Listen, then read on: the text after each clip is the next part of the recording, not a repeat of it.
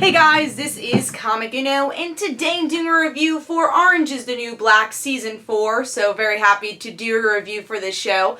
Just finished binging it yesterday. It took me a little longer than usual. Usually it takes me a little bit less than a week to finish it, but it took me a couple more days. But definitely wanted to do a review for Orange is the New Black because I've been doing reviews for the show since Season 2. But let's get started.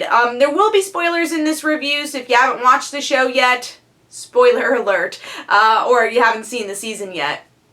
So this season, there's a lot of stories going on. It's definitely not just one clean-cut story, but the big overall story is seeing the characters from Max going into Litchfield. So there's a lot more people in the prison, just like we saw in that cliffhanger. And you see different alliances happening. Some alliances change throughout the show, but by the end of the season, it really is the jail really teaming up and going against the corporation, the people that control them. Like we see Caputo and, his fellow employees. And you see that there are new CEOs and that these characters are not good people. I feel like at Pornstash you thought was really bad in Season 1. These people are 100 times worse. And, you really see that unravel through their backstories or just, again, things that they do. And by the end, it really escalates. And there's a lot of social commentary throughout the whole entire season, of especially things going on now in discussion in society. But by the end of the season, the big moment that either you probably like that they kind of went that far, but you're sad because this is probably the most, the character that everyone loves and that people could really feel for, and that is Poussey. Poussey does die in the end because one of the CEOs goes on top of her and suffocates her.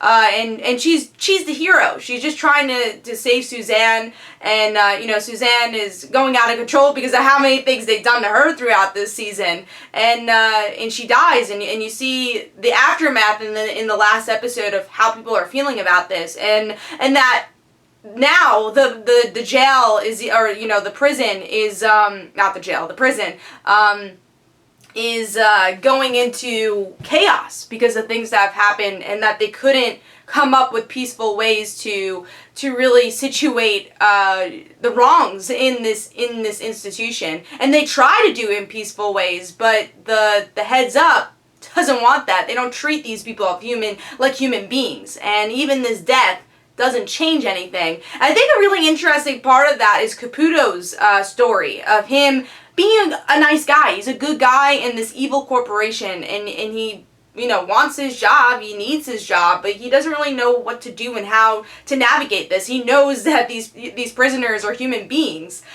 So it's a lot of moral dilemma in this whole entire season. But it's also interesting that things that are moral dilemmas, you see that there are two sides to a story. So they don't paint it on one way. It's like, this is the hero, this is the villain.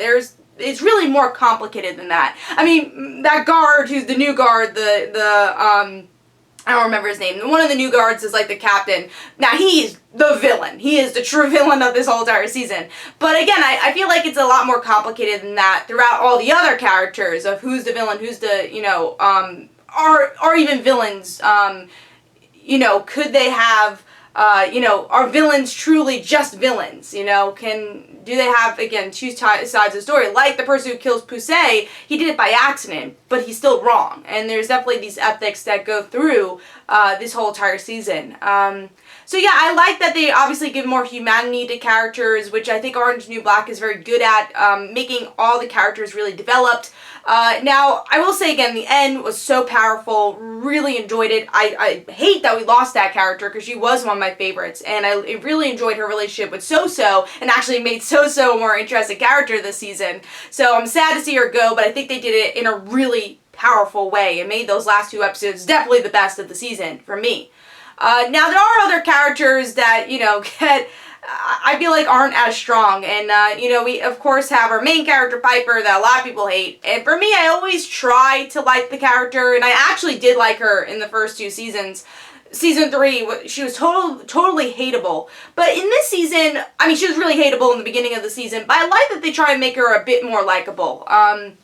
And she actually grew as a character a bit of saying, oh wait, I can't be that selfish. There are other people here. And she's actually changing and trying to open up. So I enjoyed that a lot. And there's different situations that happen in this whole season that really shows that she's actually improved as a person. And hopefully she won't be as hated as a character next season and actually have a good arc and not be so selfish. That's something I would really like to see.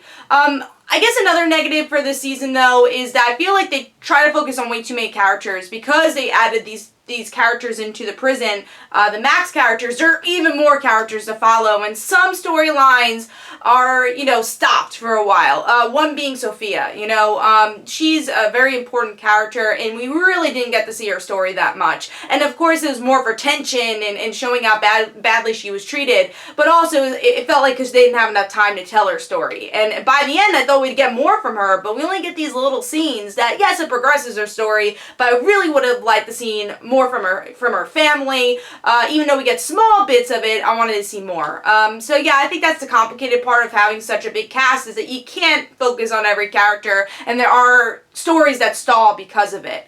I will say also the beginning of the season was a little slower. I'm like, oh, where are they going to go with this, with the whole panty thing and people going against each other, which is interesting, but at the same time, it gets a little old, I guess, because we've seen that before. But I think once you get to the complications by the end of the season, it gets very interesting and it becomes an even deeper show. So overall, I gave the season 4.25 stars. Like I said, I think it really picks up by the end of the season, but it was a little slower in the beginning, and it is a little complicated because there are so many characters in this season.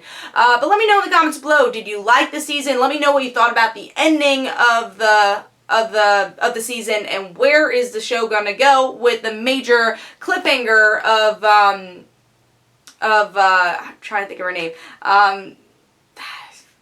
It starts with a D, but she holds up the whole prison with a gun, because again, one of the guards brings in a gun, because, of course they have to.